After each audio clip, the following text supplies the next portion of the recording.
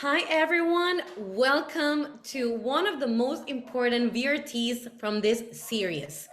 I'm Ana Karina Gonzalez, and on behalf of everyone in the CrossTech team, I welcome you to a special VRT.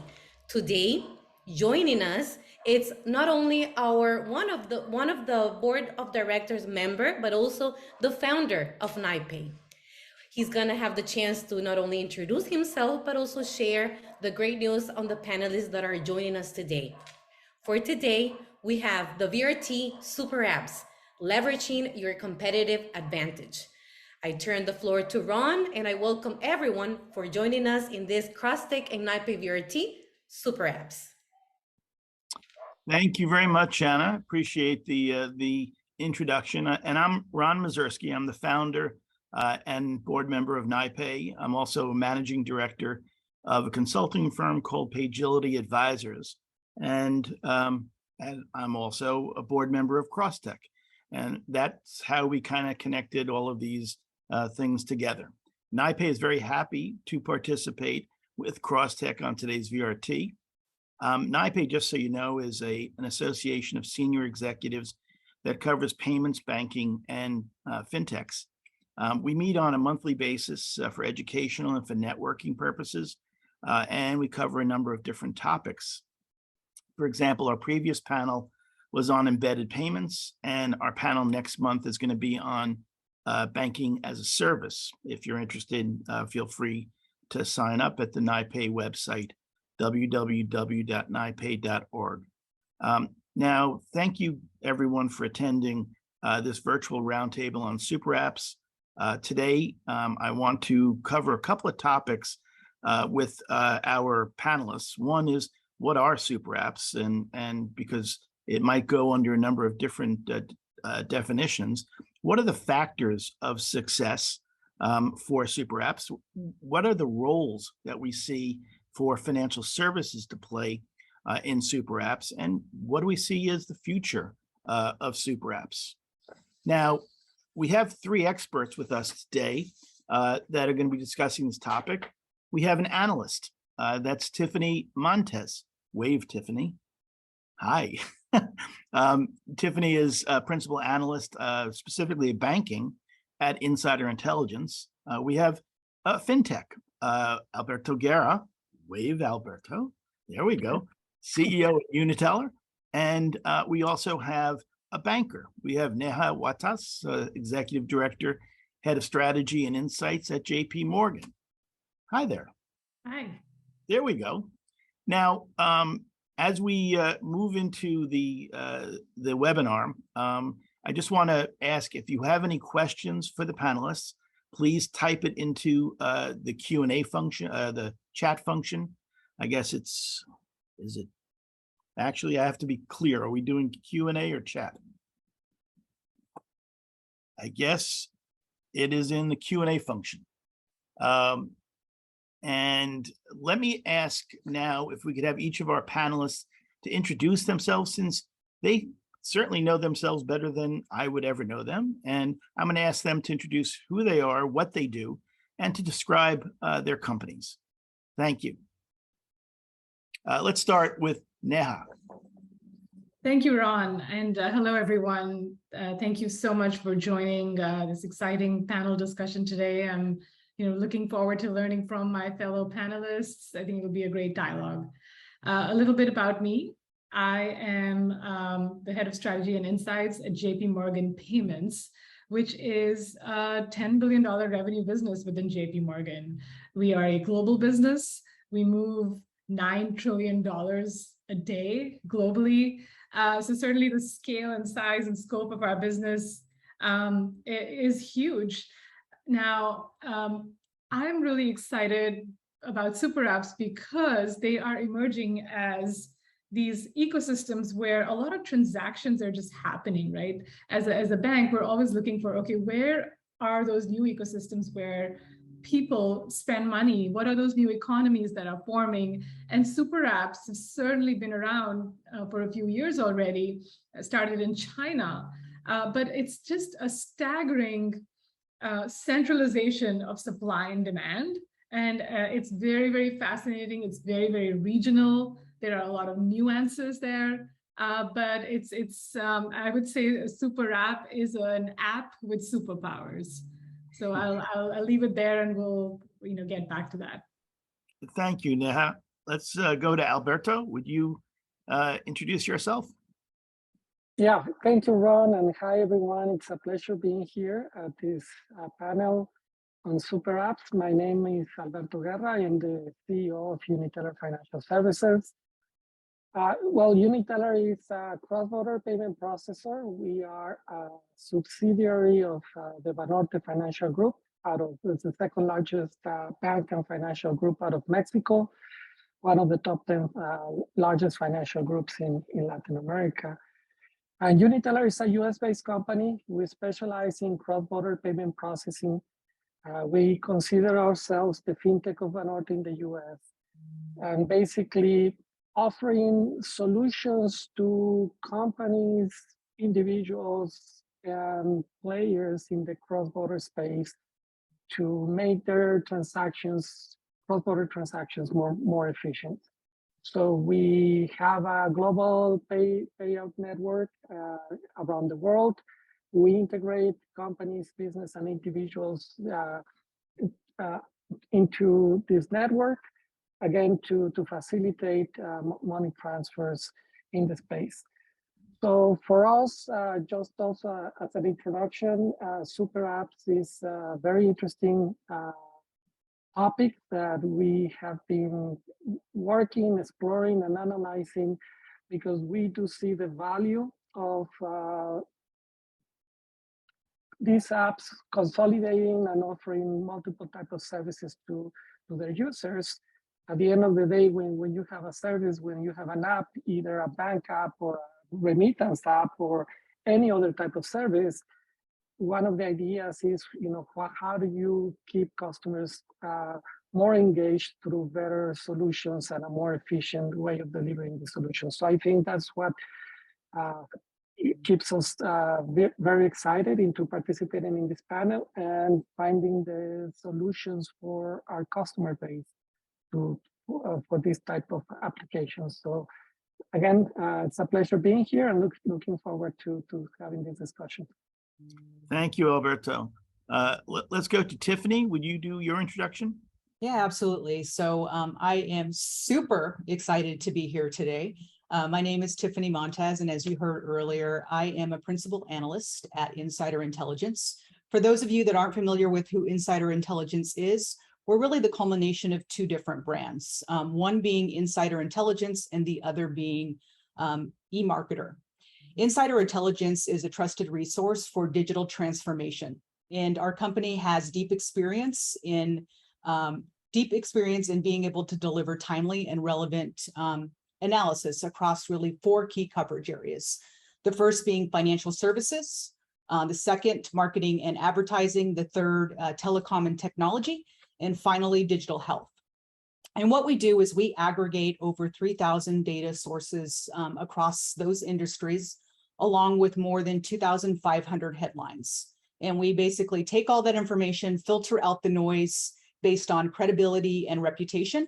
And what we do is we produce benchmarks that help our clients understand how they stack up against competitors. We offer comprehensive insights on topics such as banking as a service, super apps, and embedded finance. And we offer forecasts to the industry to help our clients be able to solidify their strategic plans. And we offer daily briefings that give them actionable advice and insight into the top industry developments, including what we think it means and what our take is on whatever that development is. Thank you very much, Tiffani. There's a lot to talk about. So I'm just going to kick it off, make sure that everyone is level set in terms of their understanding of super apps. I'm going to ask a couple of you guys to provide us your definition of what are super apps, and do you maybe have some examples of successful ones that might exist in certain markets in other parts of the world? Can we start, Alberto? Maybe you can give us your definition of super apps and some examples of successful ones. Sure, and I think Neha mentioned a little bit about the definition of super apps, which I fully agree. At the end of the day, it's a one-stop shop app where you bundle a multiples variety of services, not just financial services, but can be a wide variety of services for consumers. So the idea under the concept of a super app is consolidate and for the user, for the consumer, a ton of service under a single user interface with everything integrated and connected between each other, where you have a payment method already in the app, which you use to pay for the different services, and where at the end of the day for the user, for the consumer, it's a simplified version instead of having to go to a different app for every one of these services that they may use. So super apps have been very successful, especially in Asia. And there's a lot of discussion as to why was that the case, but in particular in China and India, we have a huge major super apps, probably the most successful one being WeChat. But we also have Alipay in China, we have in India Paytm, PhonePe. So a huge number of super apps that have been very, very successful, especially in Asia. In the cross-border payment space, I think there's been some efforts because at the end of the day, let's say we can also, the concept of super app, you can also, you can make a subset of within a specific industry because at the end of the day, you are trying to consolidate services. So you can say that there exist super apps specialized in financial services. So, or in particular in the cross-border space, we've seen a few of them that have become very, very successful. One of them particularly just entered the US with a very interesting offer, which is Revolut. I guess all of us know and have heard about Revolut. So I think at the end of the day, within the cross-border space, Revolut is, I think, the best example, aside from the banks that have very comprehensive apps, which I would put separate from the concept of a fintech super app.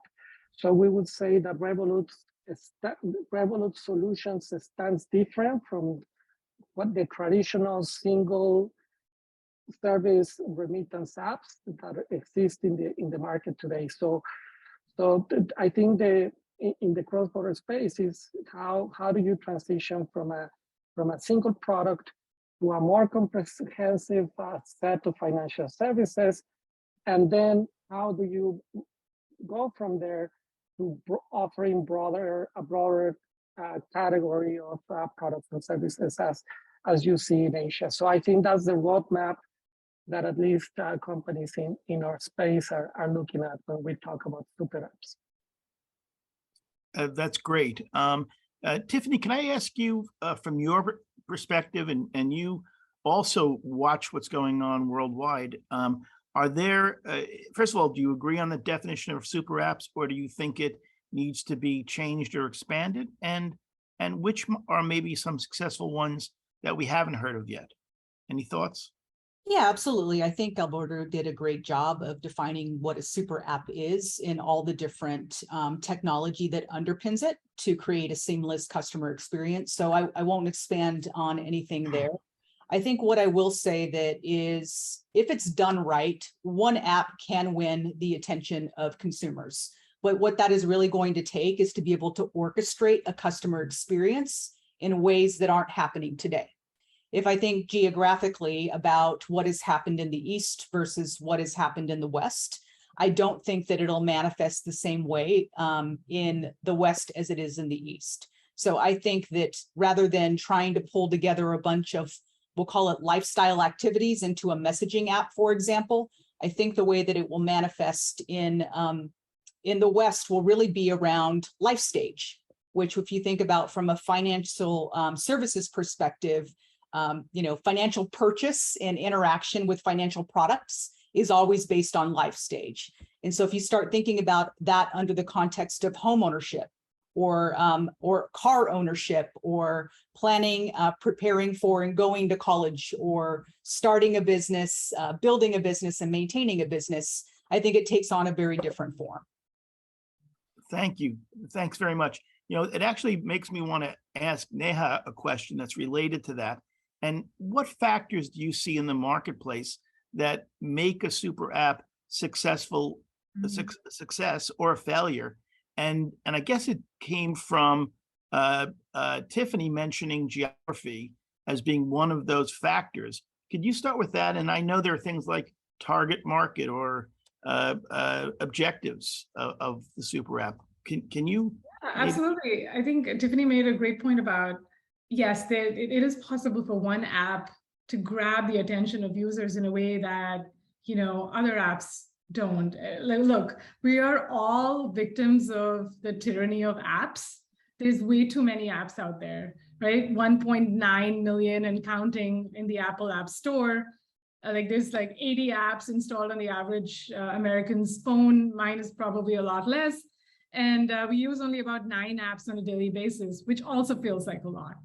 Now, so app fatigue, choice fatigue is real.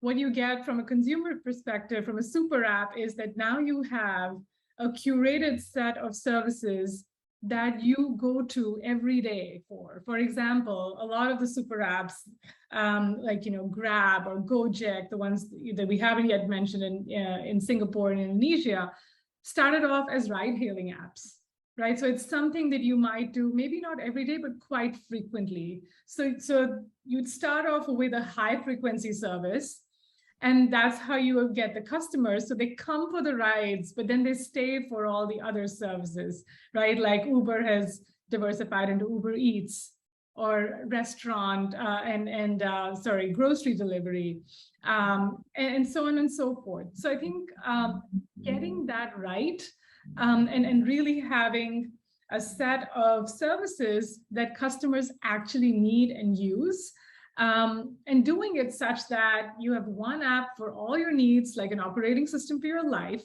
You sign in only once, you enter your payment credentials only once, it's all there in a wallet. The apps talk to each other because they share data, so you get even better insights and recommendations. And that's how it becomes a really high-touch, high-engagement ecosystem. And it's very hard to pull off something like this from a product perspective. But there are, I can go into, later on, like what are some of the metrics that we might use to measure the success of a super app, or how might we predict that a super app will be successful. Are there factors out there? I think you've touched on a little bit, which is a market need, or whether specific product is being designed for a segment of the market as opposed to the market as a whole. Are those one of the success factors that you guys look at? Yeah, I mean, there's many success factors, right? So from a consumer perspective is what I just described, that the super app should provide services that consumers actually want and need at a high frequency level, right? Now, from a merchant perspective, why should a merchant join a super app instead of trying to sell their products and services directly? Well, as a merchant, there's upside and there's downside, right? So on the upside, you get a captive audience. You don't have to go looking for customers, right? You can also get like horizontal services that you normally wouldn't invest in, right? Like logistics, for example, or fulfillment and stuff like that. However, the downside is that if the super app starts to learn a lot about the types of services that you are providing as a merchant, in the absence of controls and ethics, they may start to copy your product and build it themselves, right? So there's different upsides and downsides of that. But I think in general, and this is my hopefully unbiased view, that payments can actually be, and wallets can be, a huge game changer for super apps. In fact, you could argue that your payments experience in a super app might be the reason why you stay. It might not be the reason why you join, but once you realize how easy it is to actually, get all your rewards in one place, to spend them on all of these multiple places.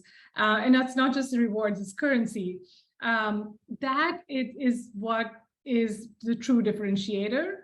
And I did some research late last year, looked at the models of like 24 different super apps around the world. And 22 out of 24 had this concept of the wallet and the in-house payments capability as the sticky feature and the glue that holds it all together.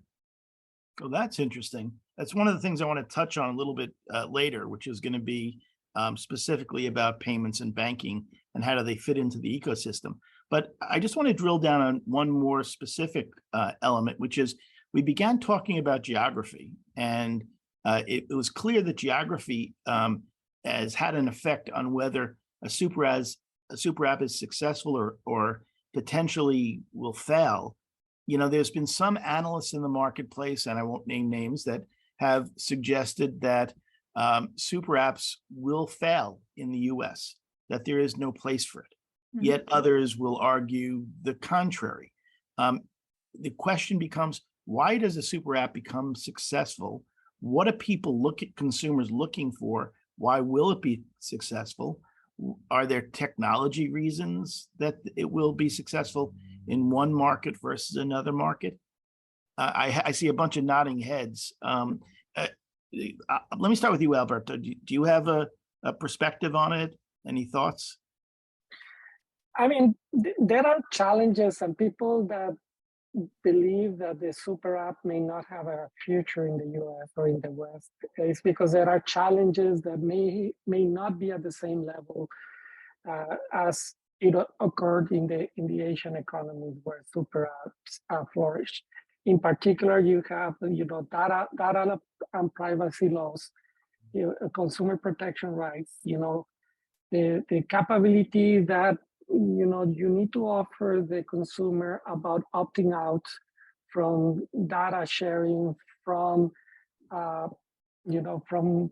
even from marketing perspectives, or from from the ability of companies to track your activities. So I think all of these are challenges to provide a comprehensive and tailored consumer experience that companies in Asia probably didn't face it in the beginning.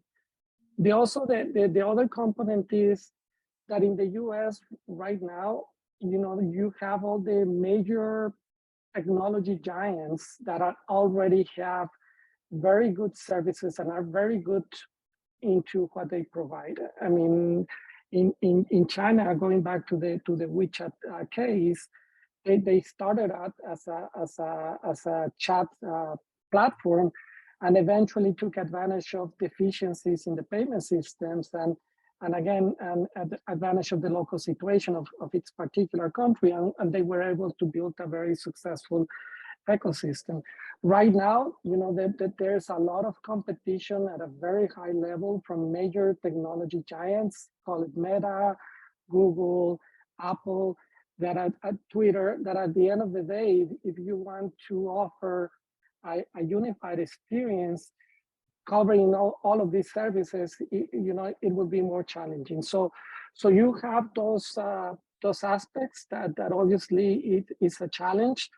There are studies that suggest that users in the US would be open to the idea of working or using a super app, and Neha and Tiffani have mentioned why would that be the case. So yeah, but it's balancing these opportunities with the challenges. And one of the challenges that I forgot to mention, which is also very, very important, is also from a regulatory perspective. Let's say from a wallet banking perspective. If banks are supporting the wallets or the bank accounts or the debit cards that are empowering these apps, you have to be careful about all the disclaimers, disclosures, and marketing, what to do and what not to do, in order to do it in a way that is compliant with all of the regulatory requirements. So again, at the end of the day, there are multiple challenges that have to be overcome. I do believe that there is a space and an opportunity for them to be overcome, because again, the opportunity and value for consumers, if you are able to do it in a way that is efficient and is attractive for them, the value and opportunity is huge. Let me ask. Oh, sorry. please. Sure, Neha. Yeah, no, I would just, I agree with everything that was just said. I do want to zoom out a little bit and kind of not miss the point that, look, ultimately, why is something successful in a certain geography is really a function of product market fit. You got to understand who your customer is. And then, of course, I think there are some unique regulatory contexts that are driving this as well. So as an example, in India, you have a super app called Reliance Jio, right? First of all, why did it become successful, right? I think a lot of it was because of access to capital. Reliance is a big family conglomerate in India. Family conglomerates tend to, invest in more businesses. But leave that aside, they went for a very, very aggressive approach in which they basically funded the entire stack, all the way from the cell phone towers to subsidized mobile phones, and then built layer by layer, the apps and the messaging platforms on top of it. So basically they dominated not only the horizontal sets of services, but also just the vertical stack. And that's, and they truly, it's a homegrown sort of Indian company, so they understand the value orientation of the Indian customer. So things like cash on delivery, that's really important to the Indian customer, or being able to, make payments through your cell phone, and so on and so forth. So that's one context, right? The other context, I think, in the UK, for example, we talk about Revolut. Why was Revolut able to create this personal finance type super app? I would argue that some of it was because of the open banking standards in the UK that allowed Revolut to tap into all of these data sources and create compelling experiences. Now, you don't have that same penetration of open banking in the US, although it's coming up, but it's not a regulatory push. Whereas in the US, I think that we are a country that loves rewards, and we love points, and we like collecting coupons. So to me, the overarching theme of super apps here would be, I think, very much focused on loyalty and rewards as an example. Now, and we're also not super, so on the one hand, we like rewards, but we are not loyal to our brands, right? We love carrying like 5 different credit cards, or, people like we have Uber and Lyft, and who knows what other apps on our phone. So I think that in the US, it's a much more nuanced market where you might find a lot of like vertical super apps. So you could have a super app for finance, which is what PayPal has been branding itself as, or you could have a super app for sneakers, or a super app for celebrity shout outs. I mean, that's how specialized, and what the plurality of the American marketplaces, and I find that really fascinating. I'll stop there, but there's like so many different themes and that are very, very unique regionally. You've touched on about half a dozen different topics that I would love to follow up on, but I don't think we'll have the time. I do want to ask Tiffani the same question about whether super apps will in fact take off in the US, or whether there's something unique about the US or maybe other countries that are going to slow it down or prohibit it from being implemented. What do you think? Are super apps coming? Super apps are coming. I think the big misunderstanding in the industry is that your choice is you build a super app or you don't. And I don't think that that's the choice. There is not a one size fits all approach for everyone. I think it's really about deciding really one of two things. It is deciding whether you want to play in somebody else's super app and integrate into there with your products, your services, and your information. Or if you want to do pure play and build your own super app around something that might be vertically focused or life stage focused. And so I think the understanding about whether or not super apps will fail or will prevail is really about understanding what your strategy is. And if you want to choose one of those two strategies, or if you are someone that is a top bank that has the resources to perhaps diversify their approach and try a little bit of both. So I don't think it's they're going to fail or not fail. I think it's about deciding how you're going to go into the super apps play. So what I'm hearing in general from folks is that there is a future for super apps. It depends upon how you make that play. Now, the question is, can you, and I think one of you mentioned it, or both of you, a couple of you mentioned it, that do you need to have super apps with a number of different lifestyle components, or can you make it just financial services? Or what's the difference between a bank having its own app with all of its products and services versus a super app financial services? What's the difference? That's a super duper app. Yes. New name. I like that. Okay, well. I think the power of a super app is in the fact that it doesn't have to create any of the products. If I am the operator of the super app, I actually don't have to own any of the products that or the inventory that are being transacted on my app, right? The idea is that you've got different merchants, you have sellers, you have creators, and you have buyers, and it's that platform. You as the super app provide the services that enable those transactions. Of course, as a bank, right? JP Morgan, as an example, 1 in 2 households in the U.S. banks with Chase, and we have like 4 million, merchants all over the country and counting more globally. So we have both sides, right? But what is in the middle? You can argue is a super app in the sense that it becomes a super app and not just a suite of apps when those apps can actually share information and create more compelling experiences and content. And so it's greater than the sum of its parts is what makes it a super app. It sounds to me like a major starting point for a super app is that you have to have, number one, a brand. And that brand has to be well-known enough customers to be able to draw the attention of the marketplace. But then you need to know whose needs you're meeting at the end of the day. So in the US, for example, it could be an Amazon. It could be Facebook or Meta. It could be any one of these larger, well-known brands.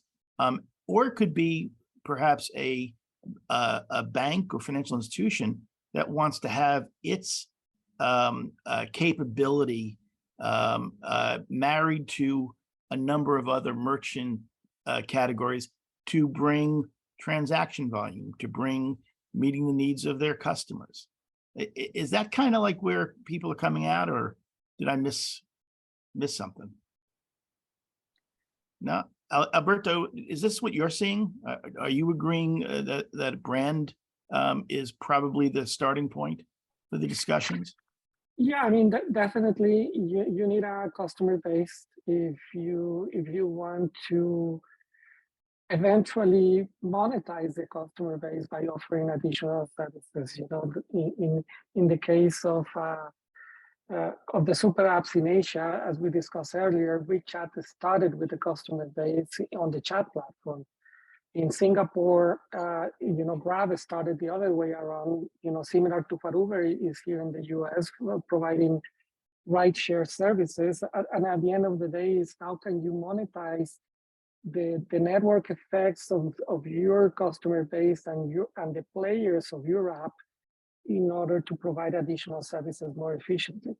So yeah, definitely is the most likely, winners of the super app effort in the US would be major companies that already have a customer base and a set of services that they can easily integrate, or invite other service providers into your ecosystem.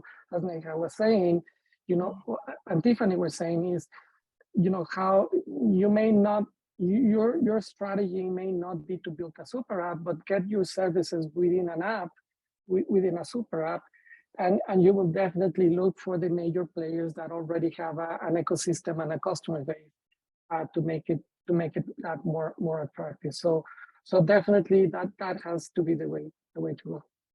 I want to dig down a little bit deeper on the banking and payments side of this. And it seems to me that, and maybe I'm wrong, that banks or payment providers, payment networks need to be part of any super app that's being built in the marketplace.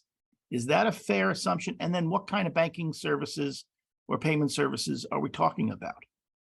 Look, I think the way to think about it is that there's, of course, in any super app, transactions happen, right? So anywhere where money is exchanging hands, you need basic payments infrastructure, and you need that to be frictionless. You need that to be almost delightful. You as a customer, you want to see all of your money and your rewards in one place. And be able to easily transact without money hitting the bank account, for example, right? That's different from saying that from the definition of what a financial super app is, right? A financial super app would be really a super app that is all about financial products. So a great example is remittance, right? And I'm sure, Alberto, you'll have a lot to say about how you approach this in Uniteller. And as Tiffani said, there are certain segments of the population that would find the remittance product extremely critical, right? So like economies depend on remittance, right? People send money home all the time, and this whole process is broken. So remittance is a great example of a highly sticky financial product that can be the starting point for a super app. But then, you might not, like the company that created the remittance product may not be good at creating lending products, but you have a captive user base. So how do you monetize that more is that basically, if you understand this user base really well, say, immigrants from Nigeria, something like that, you might then say, okay, I now know enough about their transaction history, where in the absence of a credit score, I can actually, just by looking at their transaction history, lend them money. And the super app might not be the one creating that product. It could be a third party. But then by joining the ecosystem of the remittance app, this is how you start to build the super app type experience. Did that make sense? Happy to clarify anything. It does, but I think that Alberto might have a perspective on it. No, I fully agree. I fully agree. And either in our particular case is, how do we make sure that Uniteller, partners with whoever these super apps coming to the market, or even existing financial services apps, and how we can empower them to offer the cross-border payment service remittance capability, because it would not be efficient for them to build the product or the service on their own. So definitely this is something that we're watching very closely, working with some banks and neobanks that are empowering fintechs and companies in offering these broader type of financial services apps, super apps. So at the end of the day, definitely remittances is a very engaging product. It's very sticky. The customers that send remittances, if they like your service, then they will stay and do multiple transactions and high volume transactions. So at the end of the day, that's definitely true. And that's something that we're watching very, very closely. Tiffani, let me ask you sort of a follow-up to Alberto. Are there other banking services then, and we talked about payments as a general category, but are there specific products that you see being embedded in certain types of super apps going forward? I would think that banking products do fit in, but what's your view? Yeah, I think they do under the context, as we talked about earlier, of payments, right? So if you think about lending would be an example. And, the more sophisticated could be something like home loans or home equity. And I probably would say the less complex could be something as easy as buy now, pay later, right? Which we're already seeing cases of that. But if we start to expand and think about financial relationships under the context of how do you help someone protect themselves and their assets. I think there also is use cases for things like insurance, right? And that also falls under homeownership. It could be things around car insurance, insurance on luxury products, et cetera. And we're already starting to see instances where consumers pay for things, right? They're automatically offered insurance to protect whatever it is that they're purchasing, whether that insurance is more along warranty timelines or more along protecting the actual property from loss or theft. Gotcha. I do see that there are opportunities, and I think it depends upon how you structure the super app to meet the needs of certain market segments. And that will define, is it an underbanked type of service? Might it be a remittance service, product or service? Might it be, as you're saying, lending? And there's a whole host of it. You mentioned home mortgage, but it could also be auto lending as well. And it depends upon what that product is aiming for in terms of the specific market segment. Something that we mentioned before, and I'm still having a trouble figuring this out. Can financial institutions really own a super app? And I know that the discussion was, yes, for example, Revolut has a super app that it is providing in the US now. And there's some financial institutions that are looking at developing it. Do we think that financial institutions can really own it, or will they be more successful partnering? Anyone have a perspective? Are you asking should they build it or build their own? Yeah. So I think that's as a question, it's a little bit hard to answer in those terms, because the whole concept of the super app is that it's about partnering with third parties, right? So at its very core, it is a partnership game. Revolut, I don't know what their journey has been in terms of have they really been able to build out all of these different products that are actually quite different from one another, or has it been done through partnerships? For example, I think just hot off the press, I'm seeing pop up in my inbox that Revolut has now offered the vacation home rental market. So they're like, not only do they offer insurance and investing and loans and whatnot, they actually are now like an Airbnb, right? So is it possible to be good at all of these things and achieve, that product market fit?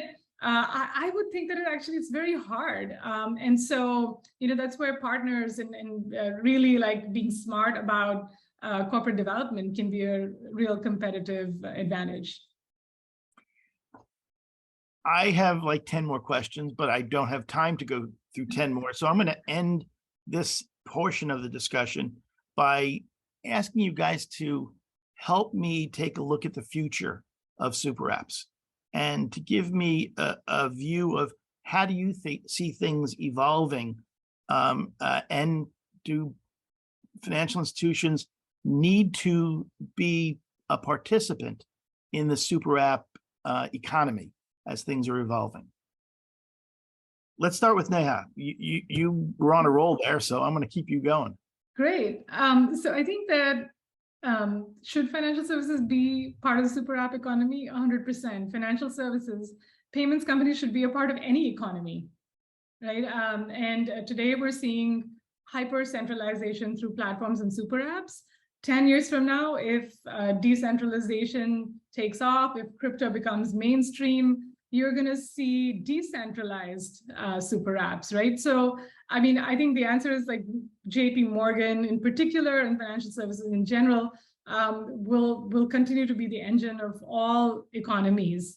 Now, your first question, sorry, do you mind? The forecast. Okay, the future of super apps. The future of super apps. Yes. Where do you see it going? Yeah, one ecosystem that I think is very interesting is the gaming and metaverse ecosystem. Now, what used to be just kids playing games but no real money changing hands has now turned into adults spending time in these gaming environments for entertainment, for even to earn money, creators selling their products, in these marketplaces, and this whole experience being very compelling, immersive, and social. So I think that the next generation of what we are calling super apps will actually be within these immersive worlds. And it's going to be a thriving economy, hopefully. And I think very interesting things will come out of that. Interesting. Well, thank you for that perspective.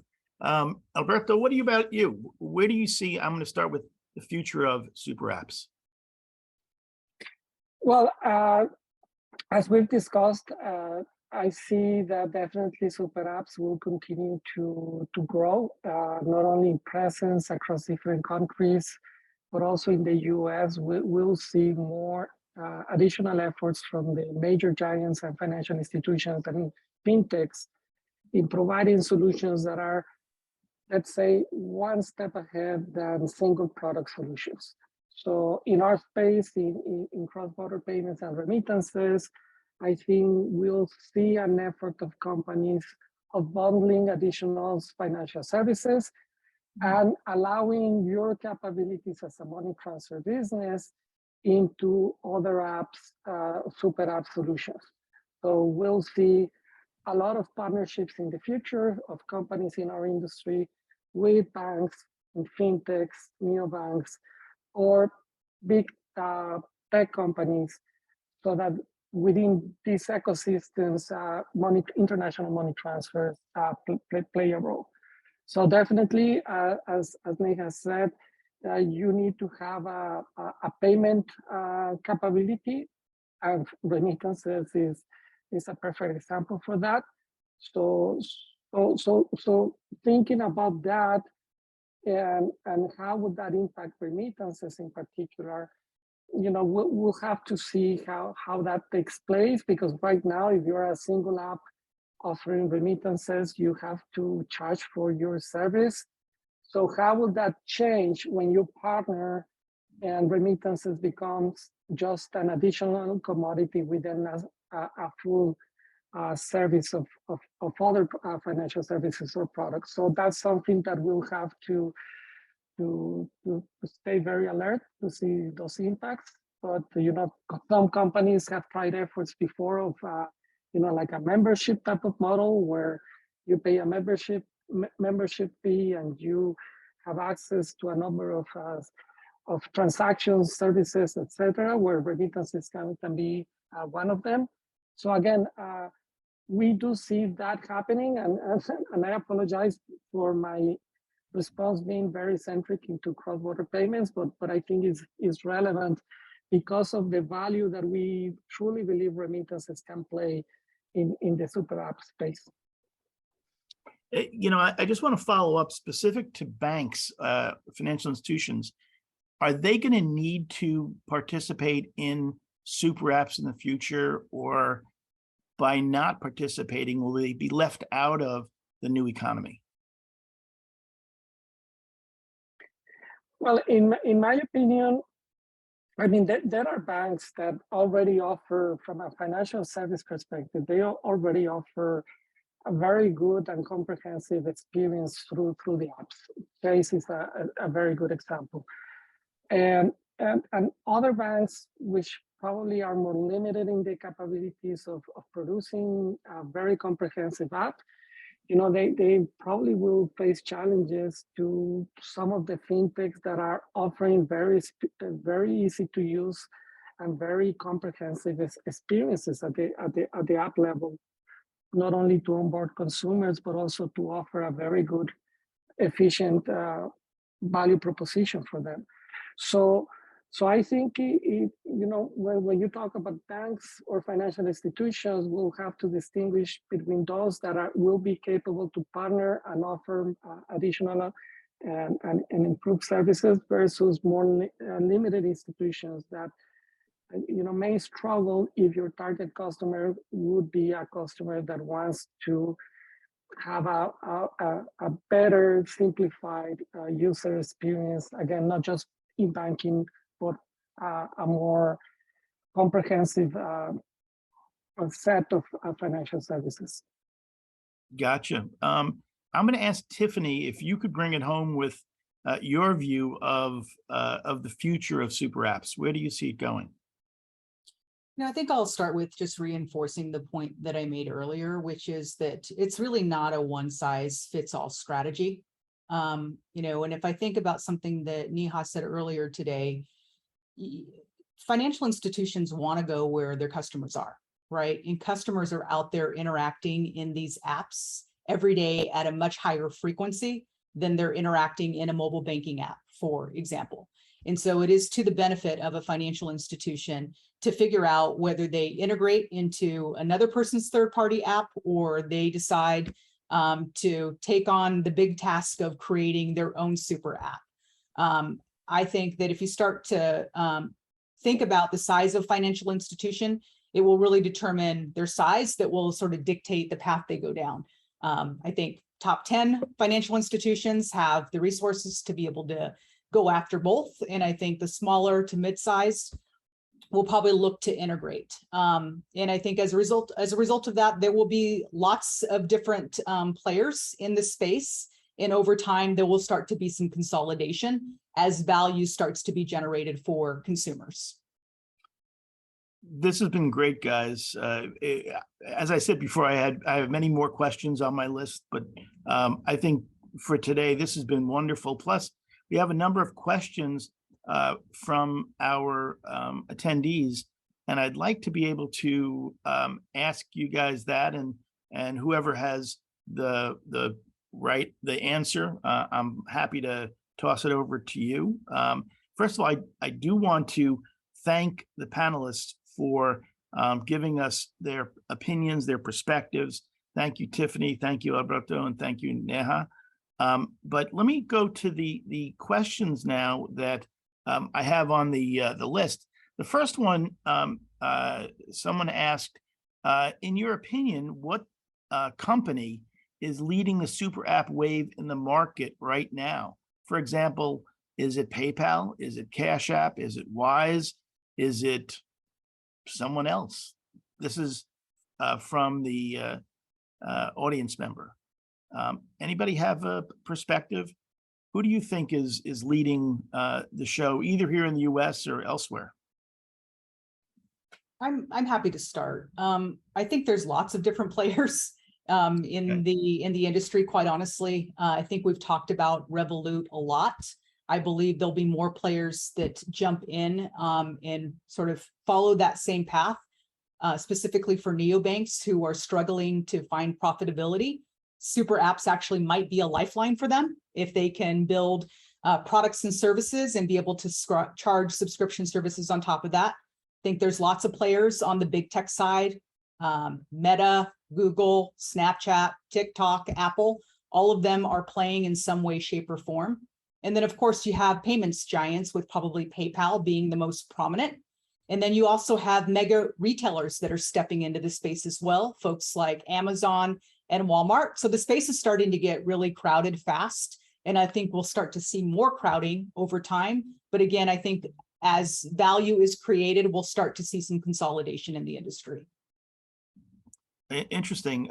Neha, do you have any other comments regarding that, regarding other markets maybe that you've followed, or even yeah, I would say that, look, the Chinese super apps are still processing the bulk of the transaction volume that we're seeing globally through super apps. There's a lot of different super apps that are coming up in other parts of the world. The way I would evaluate if an app would be deemed a super app or not is basically to understand, like, number one, have they demonstrated product market fit through a high frequency product, right? Like, did they start with something like ride hailing or remittances, or like, how Venmo or Cash App have these money transfer services? That's one. Then, how quickly have they been able to add vertical services? And I think the way to do that is through partnerships primarily, because it is hard to be a provider of insurance and vacation home rentals and travel recommendations and all of these disparate things. The third is, like, how easily and how wonderfully have you glued it all together right? And the answer there is A, through data, and B, through wallets and payments. Ultimately, you know, how personalized is the content? Is it really a mobile first experience, right? Like, because does it use all aspects of my cell phone, like the camera, the location service, and anything else that is native to the mobile app? And then ultimately, does it have the right monetization and the right metrics? So I think really important to understand the number of products that a customer uses, or the number of third-party services per customer, rather than just the usual monthly active users or daily active users. There's just a bunch of questions here. Thank you, Neha. I'm going to ask Alberto, maybe you can help with this one. Where do we see super apps moving next within the banking industry? Is neobanking, for example, you know, the next place where you'll see it growing, or is it, you know, everywhere at once? There's no next.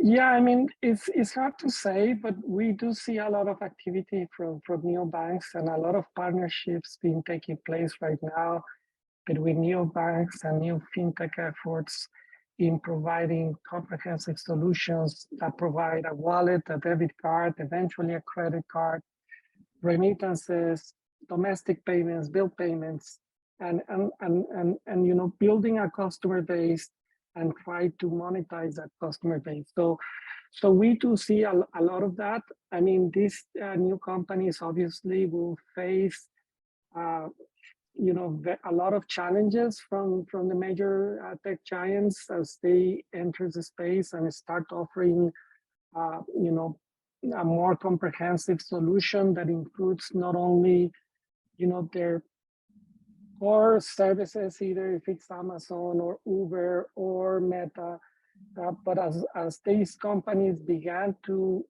integrate financial services and wallets and P2P transfer capabilities, I think that's where the partnership part of either banks, which empower these services, or remittance companies or other type of companies, insurance providers, etc., partner with these companies to provide the services. So I think it's hard to predict,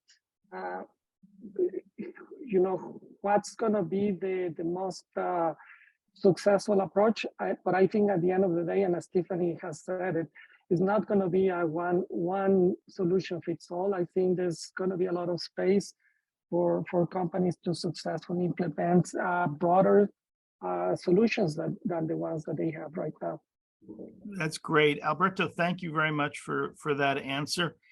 We are now running out of time. I want to thank everyone again, the panelists, for being on this call. I want to thank the audience for attending this virtual roundtable brought to you by CrossTech and NYPAY. And Anna, would you like to do a final closing on this? Yes, Ron, thank you. So I'm gonna sum up to the, to our thank you notes on this wonderful panel. I think it's amazing and incredible how Neha, Tiffani, and Alberto went over some of the most important topics in reference to super apps. And the expectation on the future, and the expectation of integrations. Alberto Guerra, thank you so much, CEO of Uniteller. Alberto, it's a close friend to our CrossTech family. We feel honored and we feel excited always to have him within our different events. Neha Wattas and Tiffani Montes, I welcome you, and I hope that we can see you in different events and see you where?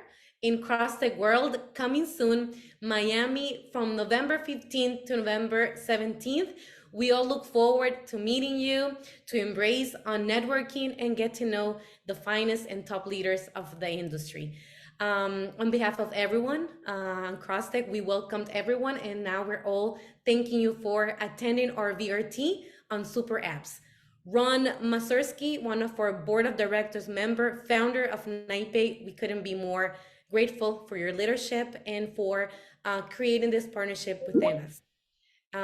So everyone else, I can't say more. See you at CrossTech World. Thank you, Ron. Thank you, Alberto Guerra, Tiffani Montes, and Neha Wattas. It was great to learn from everyone. Thank you, everyone. See you on our next VRT. Thank you. Thank you very Bye-bye. much for having us.